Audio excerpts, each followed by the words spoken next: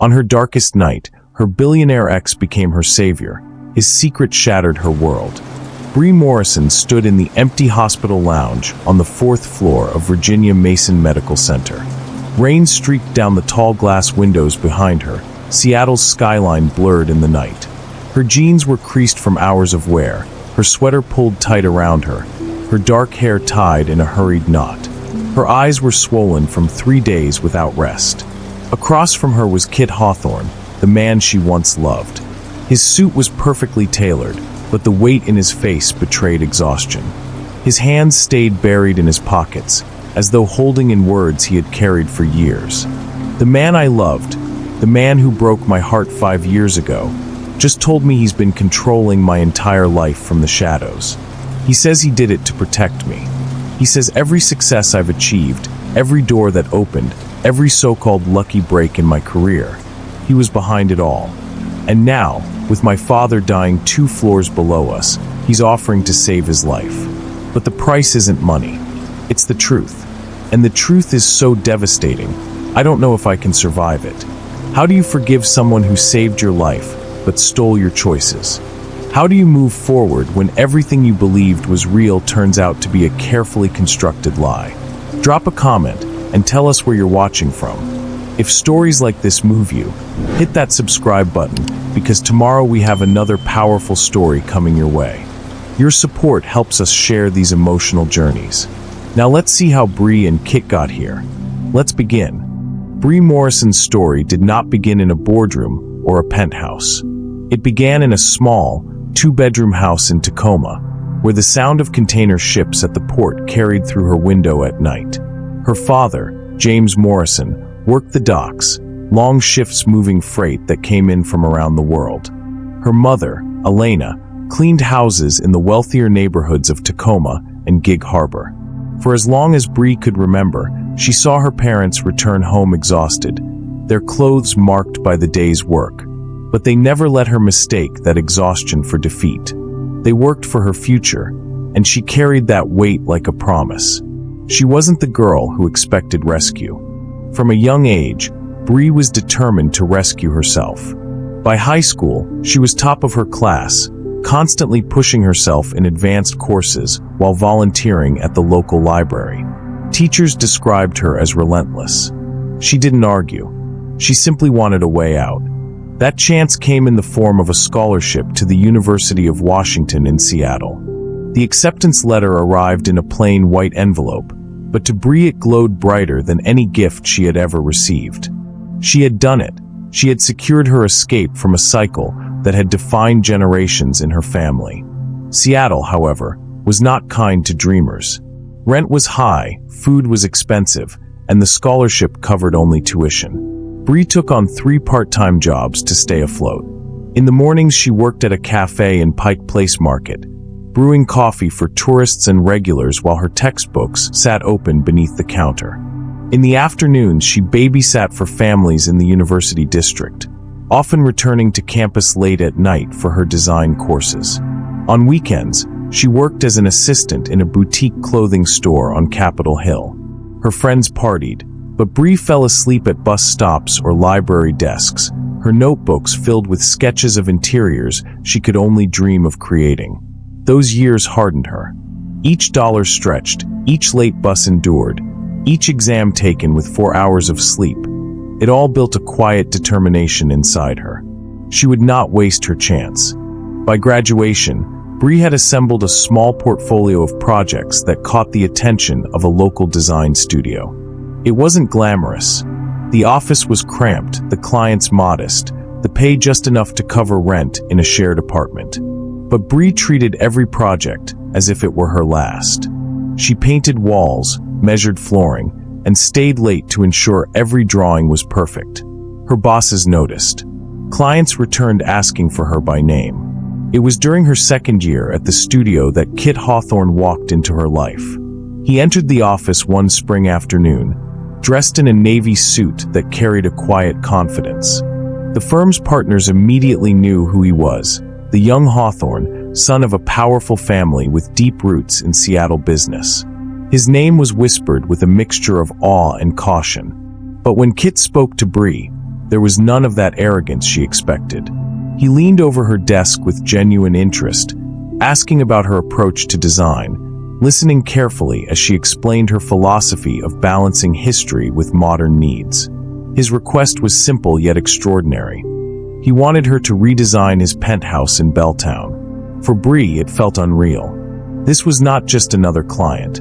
This was a door to a world she had only glimpsed while cleaning houses with her mother. Still, she accepted with the same professionalism she gave to every client. What followed was unlike anything she had experienced. Working on Kit's penthouse meant endless hours together, selecting textures, debating layouts, exploring lighting choices. But somewhere between site visits and late-night planning sessions, their professional relationship crossed into something else. Their first kiss happened on a balcony overlooking Elliott Bay, the city lights reflecting off the water below. It was hesitant, then certain. The next 6 months swept them both into a rhythm that felt unstoppable. Kit introduced her to sailing trips on Puget Sound, where they watched orcas rise from the water against the backdrop of the Olympic Mountains. They shared midnight picnics at Cary Park, wrapped in blankets as the skyline glittered beneath them. On weekends, Kit brought her to his family's retreat in the San Juan Islands, where they walked along rocky beaches and spoke about futures they weren't sure they deserved to dream of. For Brie, it wasn't just romance, it was transformation. With him, she wasn't just a girl from Tacoma clawing her way into Seattle's design scene. She felt seen, valued, and cherished in ways she hadn't known were possible. His world was nothing like hers, yet somehow, with him, the differences didn't feel insurmountable. By the time Autumn returned to Seattle, Brie believed she had found more than love. She believed she had found permanence, something that transcended wealth, class, and family expectations. She thought she had finally stepped into the life she had been working toward since childhood. She had no way of knowing how quickly that belief would be tested. The first time Brie met Patricia Hawthorne, she understood that love alone would not be enough.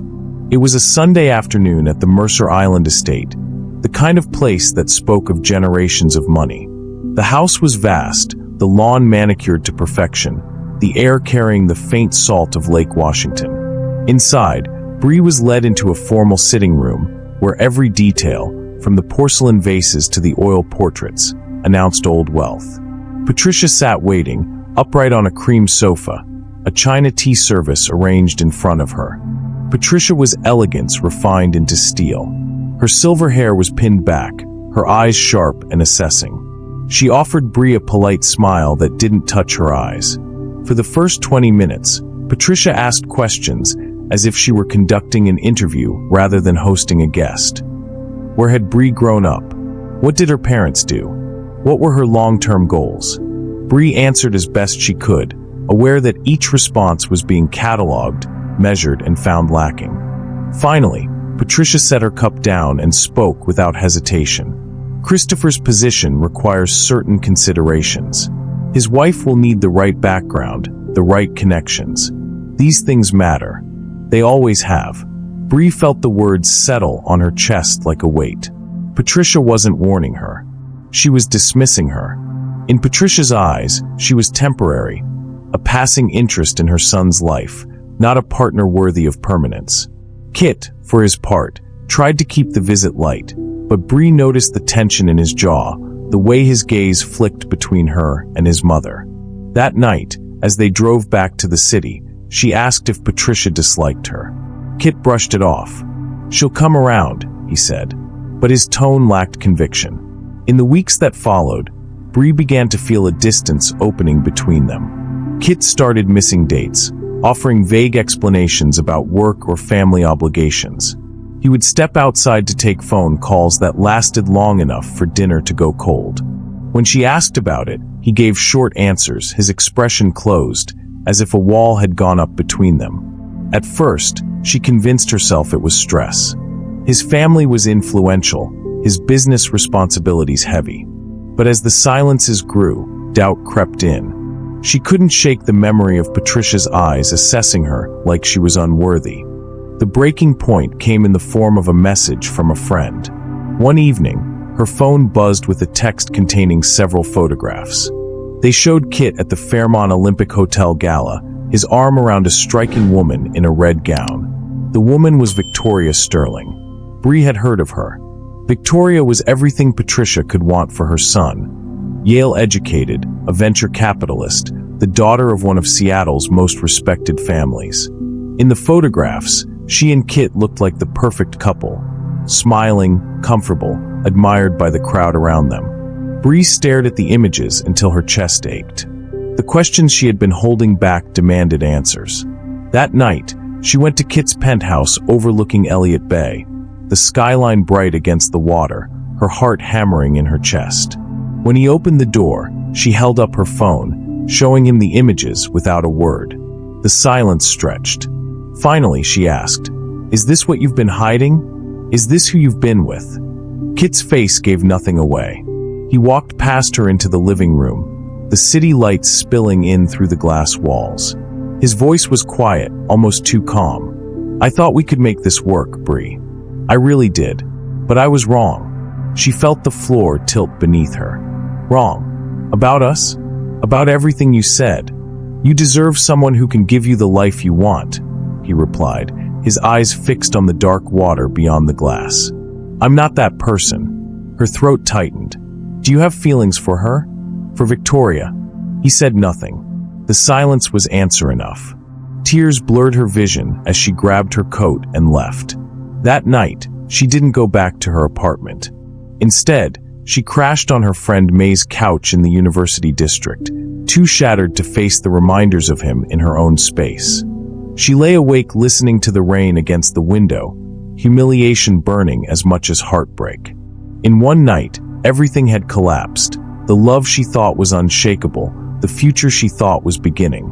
Kit had chosen someone else, someone more suitable for his world. For Brie, it wasn't just a breakup. It was confirmation of what she had always feared. No matter how hard she worked, no matter how much she achieved, she would never belong in Kit Hawthorne's world. Heartbreak became Brie's fuel. In the months after leaving Kit, she threw herself into work with a level of intensity that startled even her colleagues. She accepted every client who walked through the door, no matter how small the budget or how unreasonable the demands. She worked on cramped condos, outdated kitchens, and living rooms that hadn't been touched since the 70s. Each job was a chance to prove something, to herself, to the world, maybe even to him. Over time, her reputation grew. Clients admired her ability to listen, to translate vague wishes into spaces that felt both functional and beautiful. Her specialty emerged almost without her noticing.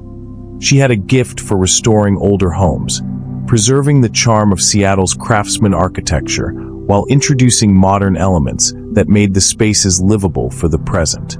She understood how to respect the past while shaping the future, and people began to seek her out for precisely that balance. Still, the work was exhausting. Long days blurred into longer nights. Brie often found herself collapsing onto her sofa with takeout containers scattered around her, sketches spread across her coffee table, her laptop glowing into the early hours. It wasn't glamorous, but it was hers. Every decision, every achievement came from her own determination, or so she believed. Her first major breakthrough arrived 5 years after the breakup, when a wealthy couple purchased a dilapidated mansion in Queen and then hired her to restore it.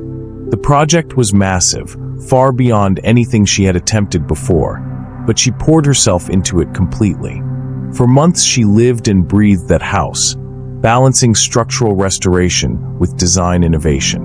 When the finished project was featured in Architectural Digest, Brie's career shifted overnight. Suddenly, her name was associated with excellence. Her inbox overflowed with requests.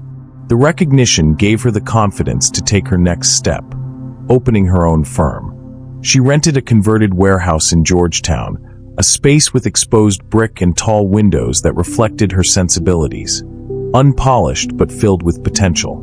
There, she built a team, hired assistants, and began commanding fees that allowed her not just to live but to thrive.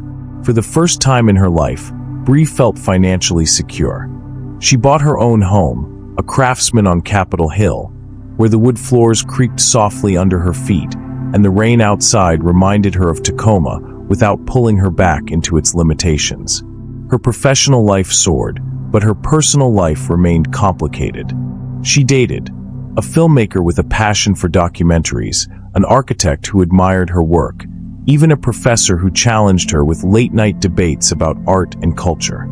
Yet none of them lasted.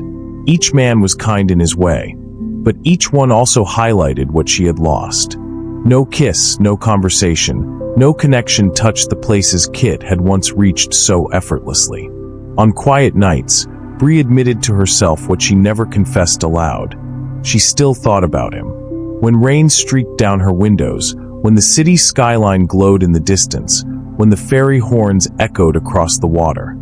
Those were the moments when her mind drifted back to him. She hated that he remained in her heart, but memories are stubborn companions. Still, she avoided him with care. She stopped attending certain industry events where she knew he might appear.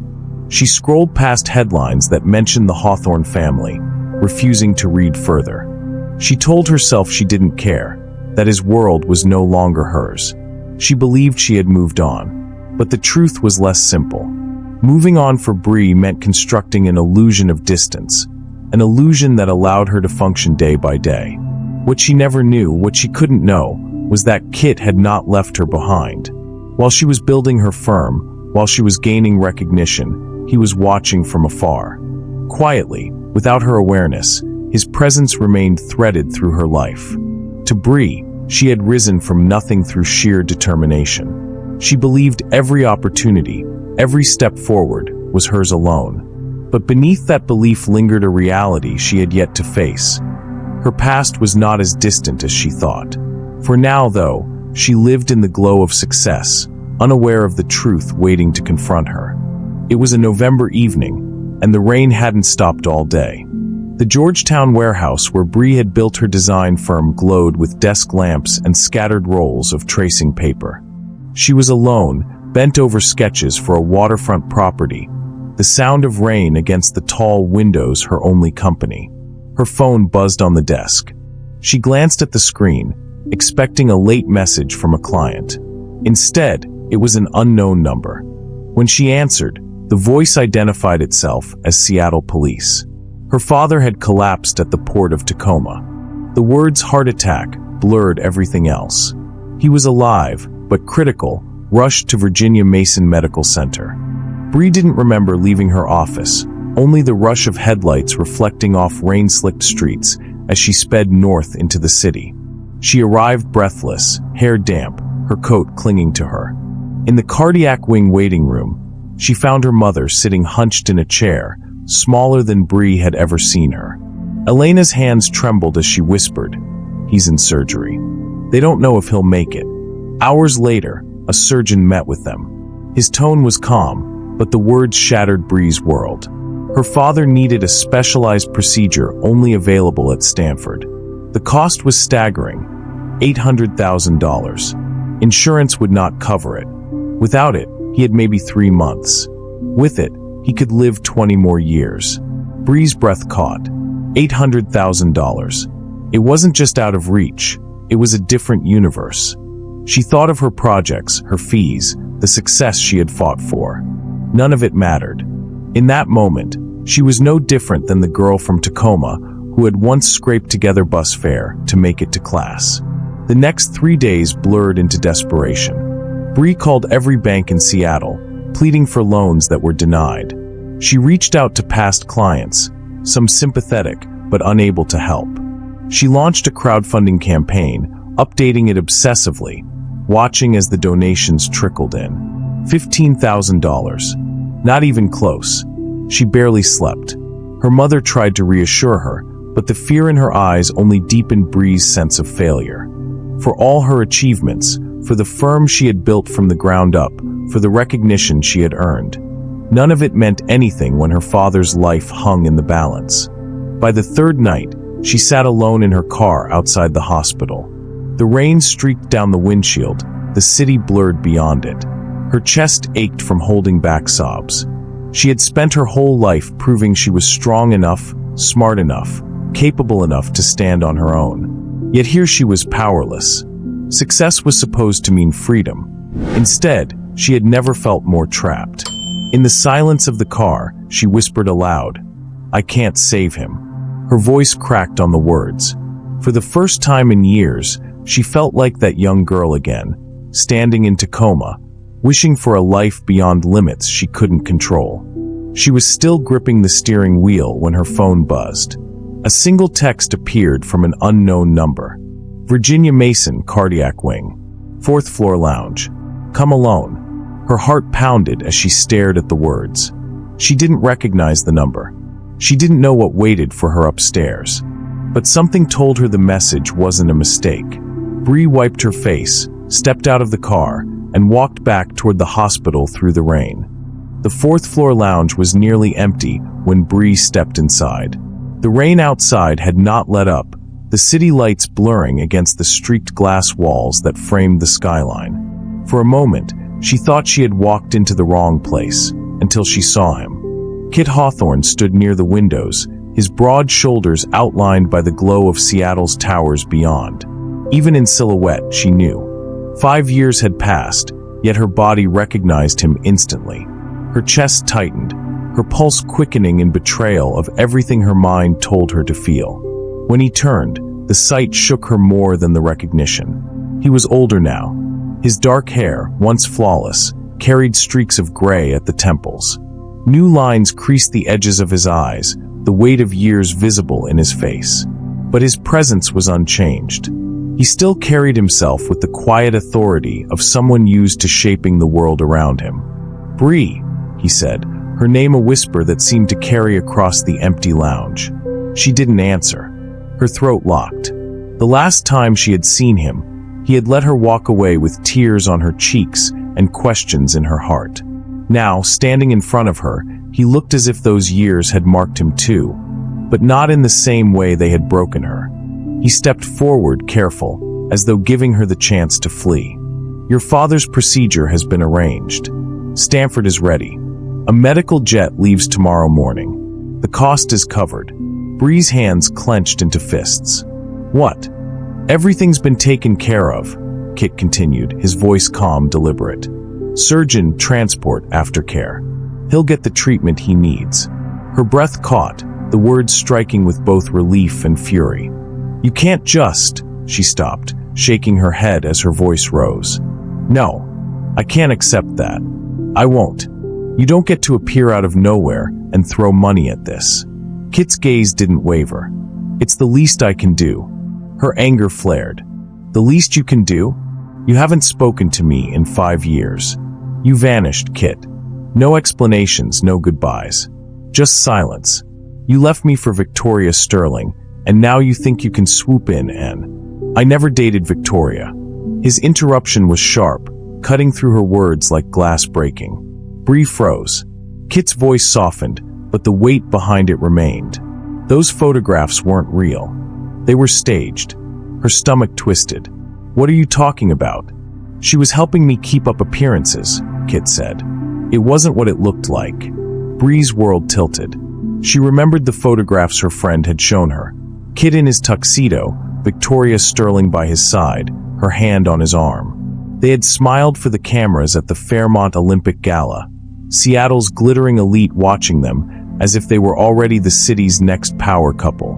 Brie had stared at those photographs until her eyes burned.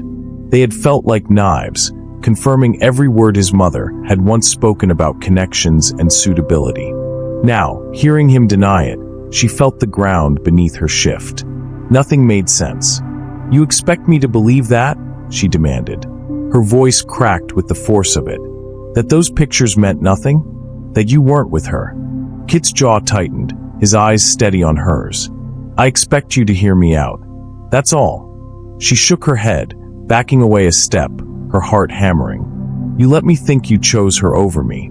You let me hate myself for not being enough, for not fitting into your world. Do you have any idea what that did to me?"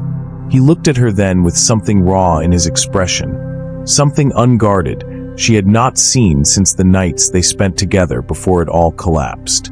"I know," he said quietly, "and I live with that every day. The rain outside struck harder against the windows, filling the silence between them. Brie's chest rose and fell in sharp bursts as she tried to piece together the fragments of what he was telling her. 5 years of pain, of trying to convince herself she had moved on, collided with the possibility that she had never known the truth at all. Her father lay 2 floors below, his life hanging on a procedure Kit claimed to have secured. Relief battled with suspicion, hope warred with rage. Nothing added up, and yet everything mattered. "Why now?" she whispered, her voice barely audible. Kit's reply was simple, but it carried the weight of something far deeper. "Because it's time you knew." Brie's hands trembled as she stared at him. She didn't know whether to scream, to demand answers, or to walk away. All she knew was that the man she had loved, the man who had broken her, was standing in front of her rewriting everything she thought she understood. Her world was no longer steady, and it was only the beginning. Brie's chest tightened as Kit's words lingered in the air. "Because it's time you knew." She crossed her arms, desperate for some barrier between herself and the man who had shattered her world once already. "Knew what, Kit? That you played with my life? That you let me believe I wasn't good enough? That you—" He cut her off, his voice low but steady. "My mother had you investigated." The words struck her like a physical blow. "What?" Kit's eyes met hers, unwavering. "When she realized how serious we were, she hired a private investigator. She wanted to know everything about you, your background, your family, your history. She didn't trust you, Brie. She didn't trust anyone who didn't come from her world." Brie's hands curled into fists. "She dug into my family?" He nodded once. "Every detail. Your father's medical history, your mother's employment, the financial struggles. Even the Port of Tacoma records about environmental exposure where your father worked. That's how she discovered his cardiac condition, before you or he even knew how serious it was." Brie's stomach lurched. Her father had worked grueling hours at the port his entire life, always dismissing the coughs, the chest tightness, the fatigue. She had begged him to see doctors, but money had always come first. And now Kit was telling her his mother had known, years before any of them understood the full scope. Her voice trembled. "She knew he was sick?" "She knew," Kit confirmed. "His expression was heavy with memory. And she threatened me with it. She told me if I didn't end things with you, she would make sure your father lost his job. With no job, no health insurance, no chance at treatment." The room seemed to tilt around Brie. "You're lying," she whispered, though her voice cracked under the weight of disbelief. "I wish I were," Kit said softly, "but I couldn't risk it. I couldn't give her the opportunity to destroy him. Or you." Brie stared at him, her vision blurring with tears. The pieces she had clung to for years, his distance, the photographs, the silence, suddenly rearranged themselves into something else entirely. A different kind of betrayal. Her voice shook with fury. "So you decided for me? You decided I wasn't allowed to know. That I wasn't strong enough to handle the truth." Kit stepped closer, his eyes dark with regret. "I decided because I knew you, Brie. If I had told you, you would have stayed. You would have fought for us, no matter the cost. And that cost would have been your father's life. I couldn't let that happen." Her laugh came out harsh, broken.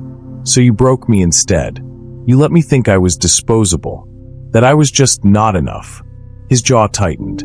"I thought if you hated me, you'd be able to move on." Brie's anger erupted. "Move on? Do you have any idea what those years were like? I questioned everything, my worth, my choices, my future. You stripped away my agency, Kit. You made the most important decision of my life, without even giving me a voice." His eyes flickered with pain, but he didn't flinch. "I thought I was protecting you." She shook her head violently, tears streaking her face. "You weren't protecting me. You were controlling me. You took away my ability to choose my own life. Do you understand how unforgivable that is?" Silence pressed down between them, heavy and suffocating. Finally, Kit spoke again, his voice rough. "Victoria helped me keep up the lie. She's gay, Brie. She's been with her partner for 8 years. Those photographs at the gala, the staged appearances, it was all a performance. She did it as a favor, to shield me while I dealt with my mother's demands. Brie's heart pounded. The woman she had spent years comparing herself to, the woman she believed had replaced her, had never been his lover at all. Every sleepless night, every self-doubt, every wound she had carried from that betrayal, built on a falsehood. "You let me believe that," Brie said, her voice breaking. "You let me hate myself. You let me think I lost to her." Kit's voice cracked for the first time. "Because I thought it was the only way you would let me go." Her fury burned hotter. "You don't get to decide that for me. You don't get to shape my life in the shadows and call it protection." Her words rang through the lounge, raw and unfiltered. Kit absorbed them, shoulders heavy, his face lined with the consequences of choices he had made long ago. For 5 years, Brie had carried the weight of abandonment, never knowing the truth. Now that truth stood before her, not kinder, not easier, but heavier than she could have imagined. She stared at him through tears, her heart torn between the man she had once loved and the man who had rewritten her past without her consent. "Why now?" she whispered. "Why tell me this after everything?" Kit's reply was almost inaudible, but it carried the force of everything he had held back. "Because I can't carry it anymore. And because your father's life depends on what happens next." Brie's throat tightened as the storm inside her built into words. "What about my career? My firm? The Architectural Digest feature? Was that even real?" Kit hesitated, the pause itself an answer. "The Queen and Mansion, the project that launched everything, I bought it." Her breath caught. "You bought it?" "I used a shell company," he admitted, his tone even, though guilt flickered across his face. "I hired you for the restoration. I knew if people saw what you could do with a property of that scale, they'd recognize your talent." And they did. Brie's hands shook. The images of that project flashed in her mind. The soaring ceilings she had restored, the modern lines she had introduced without losing the historic soul of the home. The photo shoot, the feature that had cemented her name as one of Seattle's rising stars. All of it tainted. "You manipulated everything," she whispered. No, Kit's voice was firm. "Your gift is real, Brie. Every client after that chose you because of your work, not because of me. All I did was open one door." Her laugh was bitter. "One door. That one project changed everything. You made me believe I had earned it, that it was mine." "It was yours," Kit said, his jaw tightening. "I only gave you the platform. What you built afterward, you did that without me." Brie shook her head, unable to steady herself. "You've been controlling my entire life." His reply was sharp. "Protecting. There's a difference." Her voice rose. "Protecting. You had a medical team monitoring my father? You knew about his heart attack within 10 minutes of him being admitted? Do you hear how insane that sounds?" Kit's shoulders stiffened. "Yes, I knew. I've had his health tracked for years. I wasn't going to let what happened tonight catch you unprepared. I wanted to be ready when it came." Brie stepped back, as if distance might shield her from the weight of his confession. "You've been watching me for 5 years. Watching every step I took, every struggle, every late night. You weren't just opening doors, Kit. You were pulling strings. Playing puppet master with my entire life." His voice softened, though his words held firm. "I was making sure that when this day came, when his health finally gave way, you'd have the means to handle it. That you wouldn't be left helpless." Her anger flared hotter. "You don't get to decide what helpless looks like for me. You don't get to decide when I need saving." Silence pressed in, broken only by the faint hum of the hospital air vents.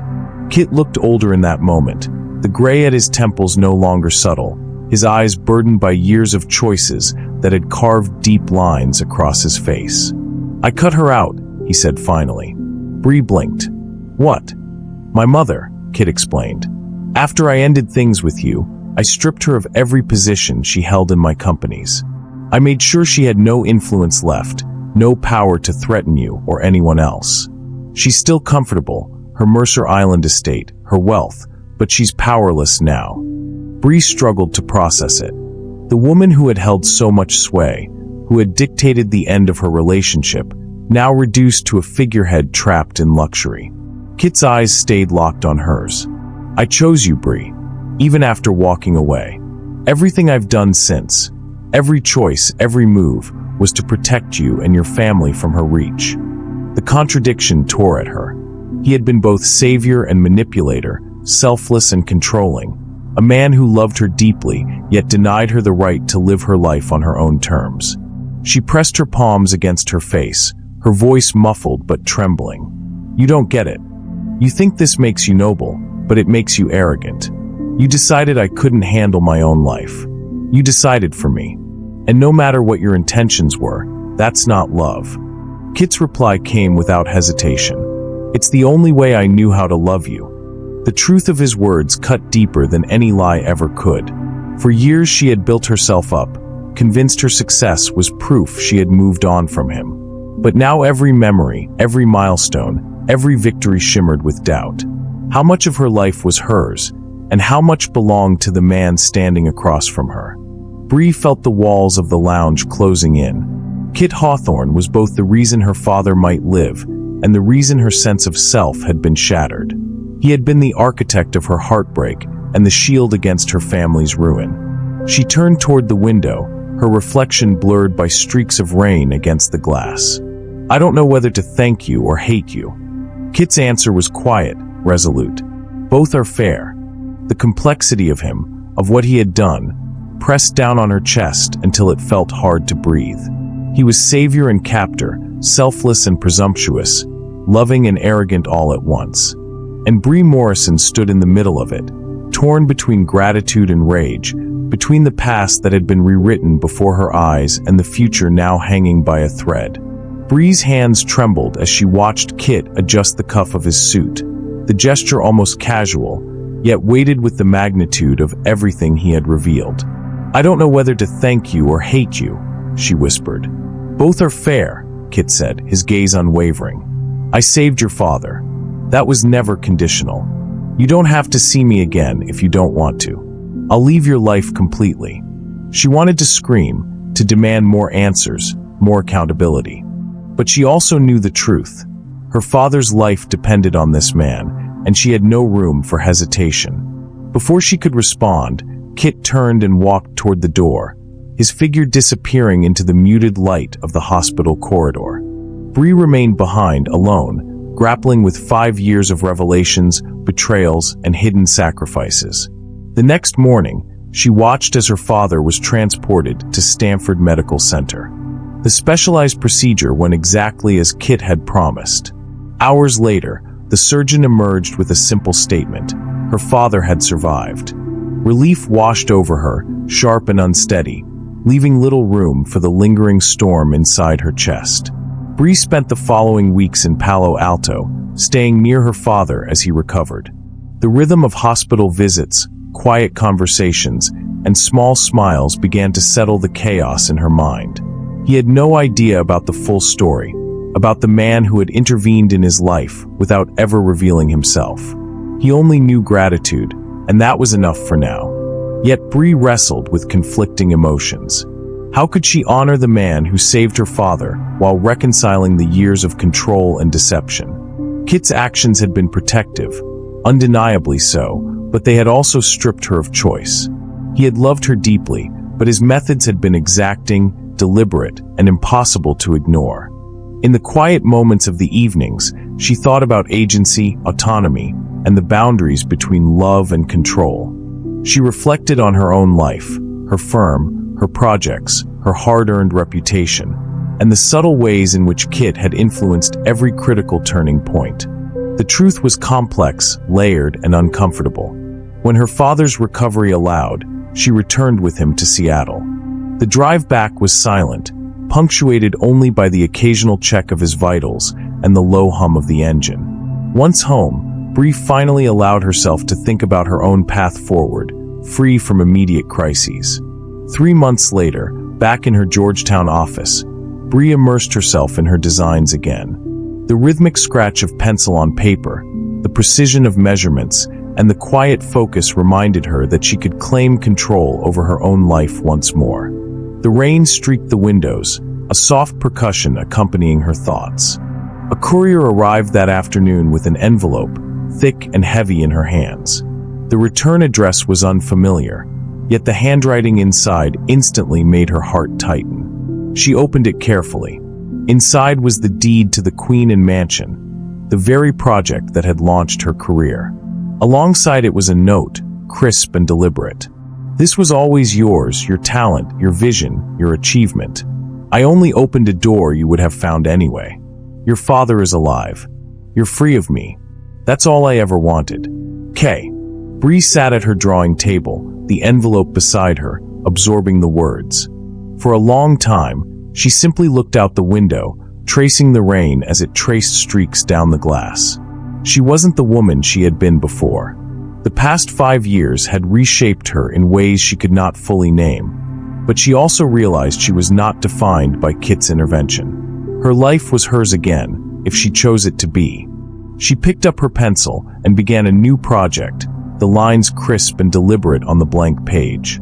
Her mind flickered with the idea of calling Kit, just to hear his voice, to test the boundary between gratitude and lingering anger. Her finger hovered over her phone screen, Kit's number displayed clearly. The story didn't tell her what to do. There was no right answer. She could call and risk reopening wounds, or she could leave it, keeping the autonomy she had fought so hard to reclaim. The choice belonged to her, and hers alone. Her thoughts returned to her father, to the life she could now fully live, to the firm she had built, and to the years of strength she had cultivated despite heartbreak. She realized that while Kit had intervened, it was her own resilience that had carried her to this point.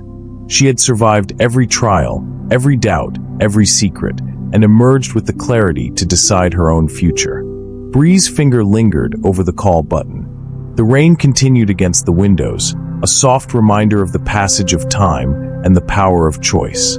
She took a deep breath, steadied her hand, and allowed the moment to stretch, honoring the complexity of everything that had come before.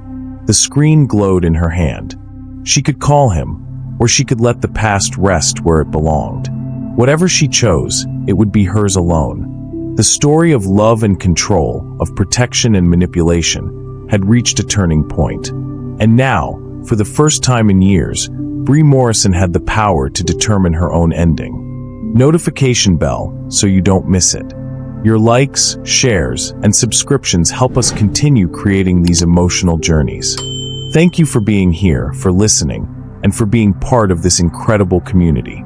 We'll see you in the next story.